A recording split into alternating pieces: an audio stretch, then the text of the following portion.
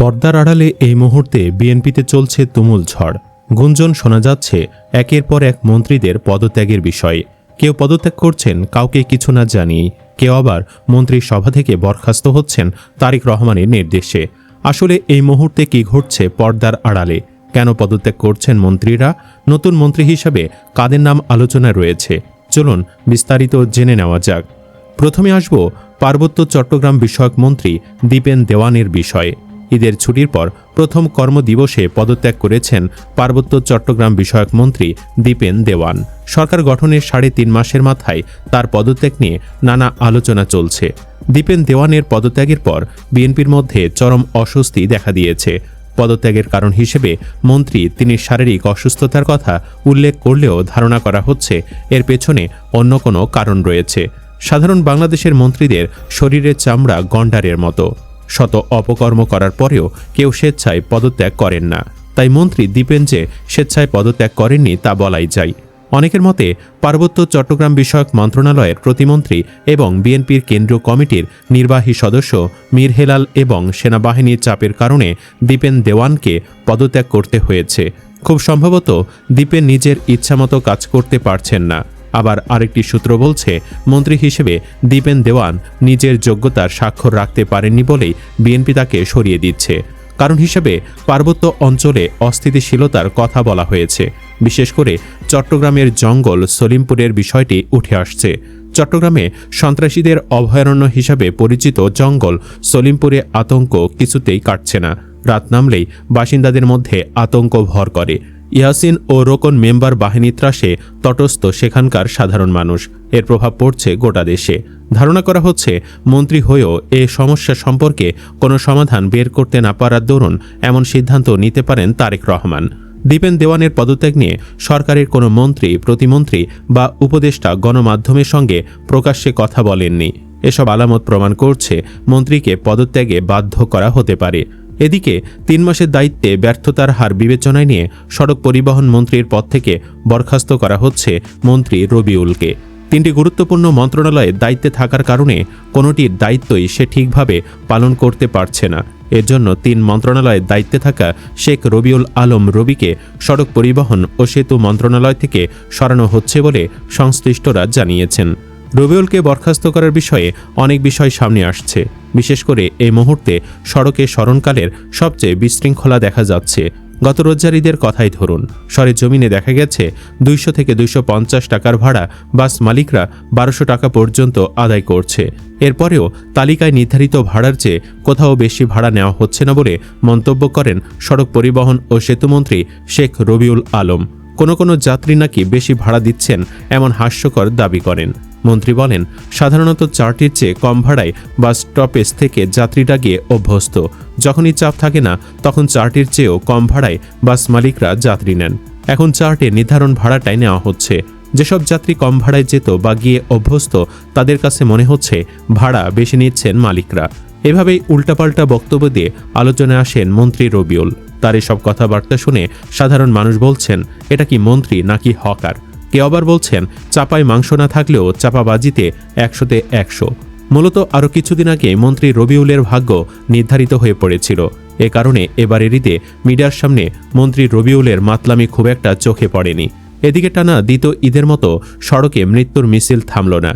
একদিকে পবিত্র ঈদ উল আজহার আনন্দময় উদযাপনের প্রস্তুতি, নারীর টানে বাড়ি ফেরার ব্যগ্রতা, জন্মভিটায় মা বাবা ও স্বজনদের অধীর অপেক্ষা, অন্যদিকে একের পর এক দুর্ঘটনায় হতাহতের আহাজারি। এ যেন আমাদের নিয়মিত শোক সন্তাপের অনসঙ্গে পরিণত হয়েছে। গণমাধ্যমের তথ্য, ঈদ উল আজহার ছুটিতে গত 25 থেকে 31 মে পর্যন্ত 7 দিনে সারা দেশে সড়ক দুর্ঘটনায় অন্তত 69 জনের প্রাণ গেছে। সবচেয়ে বেশি 32 জনের মৃত্যু মোটরসাইকেল দুর্ঘটনায়। নিহত ব্যক্তিদের মধ্যে কেউ ঈদ উদযাপনের উদ্দেশ্যে পরিবারের কাছে যাচ্ছিলেন, কেউ মোটরসাইকেলে বন্ধুদের সঙ্গে ঘুরতে বেরিয়েছিলেন। অনেকের মৃত্যু হয়েছে বাস ট্রাক উল্টে অথবা সংঘর্ষে। 30-এর বেশি দুর্ঘটনায় এসব প্রাণহানি ঘটেছে। নানা পর্যায়ে আহত হয়েছে প্রায় 250 ব্যক্তি। ঈদ সামনে রেখে লাখ লাখ মানুষের বাড়ি ফেরার মহাস্রোত, সড়ক মহাসড়কে অতিরিক্ত যানবাহনের চাপ, সেগুলো নিয়ন্ত্রণহীন বেপরোয়া গতি, ঝুঁকিপূর্ণ ওভারটেকিং, মোটরসাইকেলের মাত্রা ছড়া গতিতে ব্যাপক চলাচল এবং সড়ক নিয়ন্ত্রণে দুর্ভাগ্যজনক অব্যবস্থাপনা ও দায়িত্বহীনতা যে এসব দুর্ঘটনা এবং হতাহতের এক একটি কারণ, তাতে সংশয় সন্দেহের অবকাশ নেই। তবে মন্ত্রী হিসেবে এসব রুখে দিতে মোটা দাগে ব্যর্থ হয়েছেন রবিউল। সব মিলে একাধিক মন্ত্রণালয়ে দায়িত্বে থাকা আরও কয়েকজনকেও সরিয়ে একক দায়িত্ব দেওয়া হতে পারে। এই তালিকায় আছে ভিপি নূরের নামও। সংশ্লিষ্টরা বলছেন, প্রধানমন্ত্রীর লক্ষ্য হচ্ছে যেসব মন্ত্রণালয়ে কাজের চাপ বেশি সেখানে নতুন নেতৃত্ব নিয়ে আসা। একজন মন্ত্রীর দায়িত্ব একটি মাত্র দফতরে সীমাবদ্ধ রাখতে চাইছেন তিনি। বর্তমানে প্রধানমন্ত্রী ছাড়াও মন্ত্রিসভায় 25 জন পূর্ণমন্ত্রী ও 24 জন প্রতিমন্ত্রী রয়েছেন। নতুন পদক্ষেপে কয়েকজন উপমন্ত্রী ও সংরক্ষিত নারী আসন থেকে একজন সদস্যকে মন্ত্রিসভায় দেখা যেতে পারে। বিএনপি স্থায়ী কমিটির সদস্য ডক্টর আব্দুল মঈন খান, সেলিমা রহমান এবং ভাইস চেয়ারম্যান বরকতুল্লাহ বুলুর মতো অভিজ্ঞ রাজনীতিকরা। এছাড়া টেকনোক্র্যাট কোটায় সৈয়দ মোজাম্মেল হোসেন আলাল ও হাবিবুন নবী খান সোহেল এবং প্রতিমন্ত্রী হিসেবে ডাক্তার মাওদুদ হোসেন আলমগীর পাভেলের নাম শোনা যাচ্ছে। ডক্টর খন্দকার মোশাররফ হোসেনকে সংসদ উপনেতা হিসেবে নিযুক্ত করার সম্ভাবনাও রয়েছে। আলোচনায় আছেন পটুয়াখালী 4 আসনের সংসদ সদস্য এবিএম মোশাররফ হোসেন, দলীয় চেয়ারম্যানের উপদেষ্টা মাহিদুর রহমান, কুমিল্লা 9 আসনের সংসদ সদস্য মোহাম্মদ আবুল কালাম ও চট্টগ্রাম 8 আসনের সংসদ সদস্য এরশাদুল্লাহ। একাধিক অঞ্চলও গুরুত্ব পেতে পারে। সংশ্লিষ্টরা বলছেন, বর্তমানে অর্থ, বাণিজ্য, শিক্ষা ও পরিবহনের মতো গুরুত্বপূর্ণ একাধিক মন্ত্রণালয়ের দায়িত্ব একজন মন্ত্রী বা প্রতিমন্ত্রীর কাঁধে থাকায় কাজের গতি ধীর হচ্ছে। এ চাপ সামলাতে এবং নির্বাচনী প্রতিশ্রুতি বাস্তবায়নে মন্ত্রিসভার আকার বাড়ানো প্রধানমন্ত্রীর একটি সময় উপযোগী সিদ্ধান্ত হতে পারে। 2001 সালেও বিএনপি সরকারের সময় প্রয়োজনীয়তা অনুযায়ী মন্ত্রিসভার সদস্য সংখ্যা 60 জনে উন্নীত করা হয়েছিল। মন্ত্রিপরিষদ বিভাগ ও দলীয় সূত্রমতে প্রধানমন্ত্রীর বিশেষ ক্ষমতা বলে যে কোনো সময় এই নতুন নিয়োগ ও রদবদলের আনুষ্ঠানিক ঘোষণা আসতে পারে। অবশ্য বিএনপির স্থায়ী কমিটির সদস্য ডক্টর আব্দুল মঈন খান বলেছেন, এ বিষয়ে দলের চেয়ারম্যান ও সরকার প্রধান তারেক রহমানই ভালো বলতে পারবেন।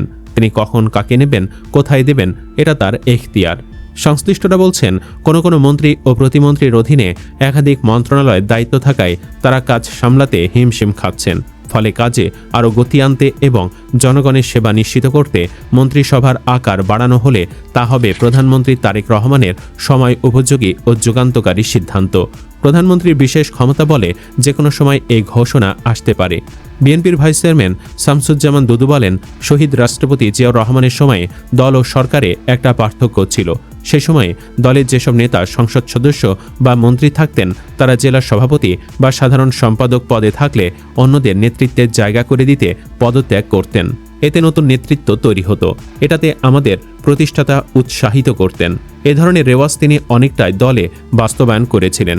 এই মডেল অনুসরণ করে এক নেতা এক পদ নীতি চালু করার সিদ্ধান্ত নিয়েছিল বিএনপি। সুপ্রিয় দর্শক, এই কজন মন্ত্রীর বাহিরে আপনি সরকারের আর কোন মন্ত্রণালয়ে পরিবর্তন দেখতে চাচ্ছেন? কমেন্ট বক্সে জানিয়ে দিন আপনার মতামত। ভিডিও ভালো লাগলে লাইক দিন এবং চ্যানেলটি সাবস্ক্রাইব করুন। ধন্যবাদ।